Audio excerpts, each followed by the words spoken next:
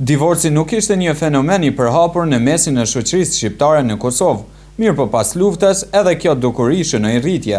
Periudha tranzicionit, elementet e ndryshimit në strukturën e familjes kanë ndikuar që edhe Gjakova të mos bëj përjashtim, tha drejtori i Qendrës Sociale në Gjakovë. Muj me thonë lirisht që gjatë vitit 2014, sipas dhënave që na posedojmë, do thotë kemi gjithsej janë 106 raste të prishje të martesave.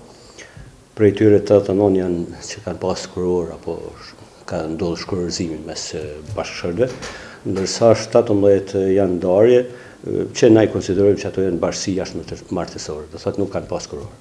Mirë po krahasuar me vitet e kaluara, numri i shkurorëzimeve me kuror dhe ndarjeve tek bashkësitë jashtëmartesore tregojnë se kjo dukuri ka shënuar rënje. Po më thonë vërtetën, do thotë në 2013 kanë qenë, do thotë i njëjti numër rasteve të prishjes martesa, ndërsa vitet më hershme kanë qenë numrat më të mëdhenj. Muj më dhon një shifër 2010 për shembull ka qenë 200 raste të prishjes martesa. Do thotë që sipas mendimit tonë është në ramje pak kjo, do thotë prishja martesa. Mirë po siç duket, shifrat nuk pasqyrojnë realitetin.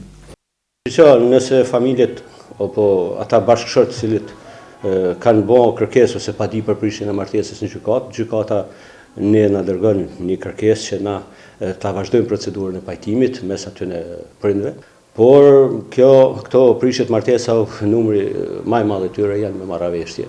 Arsyet pse dukuria e shkurorëzimeve me kuror dhe ndarjeve të bashkësive jashtëmartesore ka shënuar rënje ka të bëjë me faktin se nga vitet 99 e deri në vitin 2012 ishte shumë e lehtë të emigroje jashtë vendit dhe të arrije deri tek sigurimi në shtetësisë evropiane.